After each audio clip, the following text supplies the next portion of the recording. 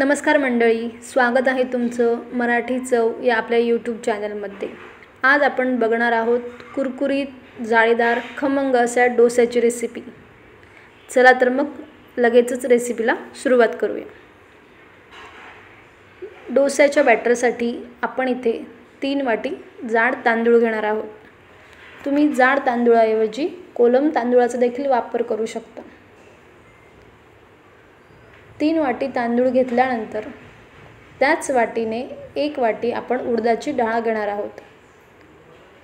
डाळ आणि तांदूळाऐवजी तिसऱ्या कुठल्याही पदार्थाचा वापर आपण इथे करणार नाही। आता डाळ आणि तांदूळ हे व्यवस्थित स्वच्छ धुवून घेऊया। तांदूळ आपल्याला 3 ते 4 पाण्याने धुवून घ्यायचे आहेत, कारण जाड तांदूळ याचं पाणी थोडं मळकट निघतं, म्हणून आपण ते 3 ते 4 पाण्याने धुवून घेऊया। पण हीच प्रोसेस डाळीच्या बाबतीत उलटी आहे। डाळ फक्त आपल्याला 2 वेळा धुवायची आहे, 2 पेक्षा अधिक वेळा ती धुवायची नाही, नाहीतर आपलं पीठ नीट आंबत नाही। आता आपण डाळ आणि तांदूळ धुवून घेतलेले आहेत, त्यावर पाणी ठेवून दिलेलं आहे। आता डाळ आणि तांदूळ हे आपल्याला 7 ते 8 तासांसाठी भिजत ठेवून द्यायचे आहेत।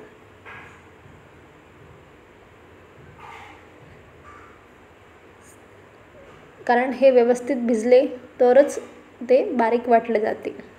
चला तर मग 7 ते 8 तासांनी आपली डाळ अतिशय छान भिजलेली आहे। तुम्ही बघू शकता, अगदी नखाने तोडली तरी ती तुटते आहे। त्याचबरोबर आपले तांदूळही अगदी छान भिजलेले आहेत।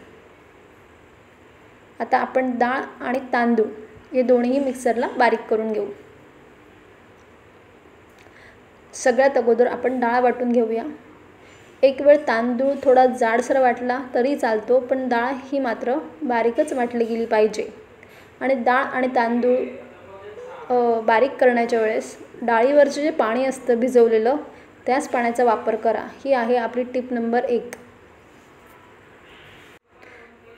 डाळ व्यवस्थित बारीक वाटल्यावर नंतर आपण तांदूळ वाटून घेऊया। तुम्ही बघू शकता, आपण डाळ अतिशय बारीक अशी वाटून घेतलेली आहे। आता आपण उरलेली डाळ आणि तांदूळ हेही वाटून घेऊयात। आपली टिप नंबर 2 ही आहे की आपण वाटलेल्या पिठात लगेचच मीठ घालून घेणार आहोत आणि ते स्वच्छ हाताने ढवळून घेणार आहोत। पीठ ढवळताना चमच्याचा वापर करणं टाळा। स्वच्छ हाताने पीठ ढवळलं तर तुमचं पीठ छान आंबतं, छान फर्मेंट होतं।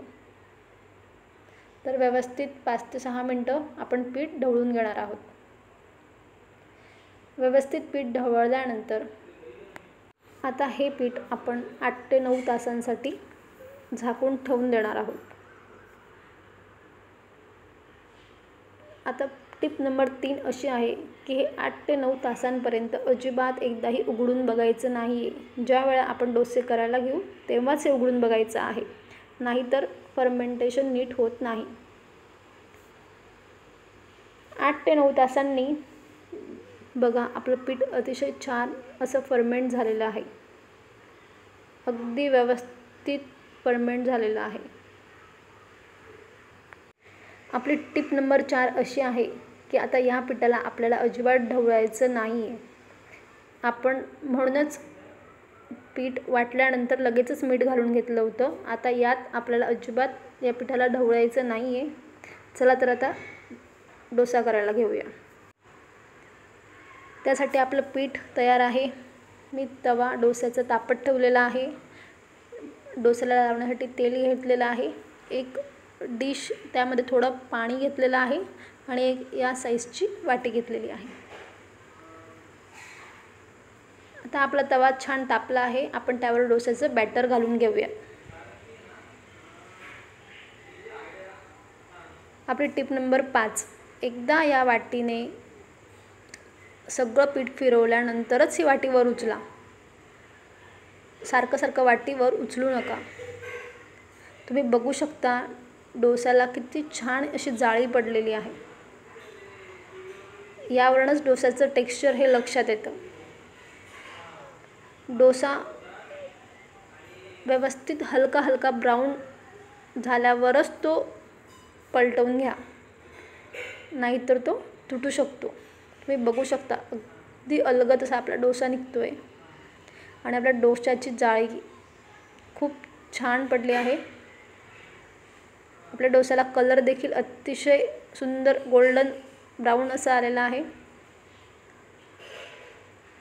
नक्की या लहान लहान टिप्स फॉलो करा, तुमची रेसिपी ही चुकणार नाही. चला तर आता आपण पुन्हा एक डोसा घालून बघूयात.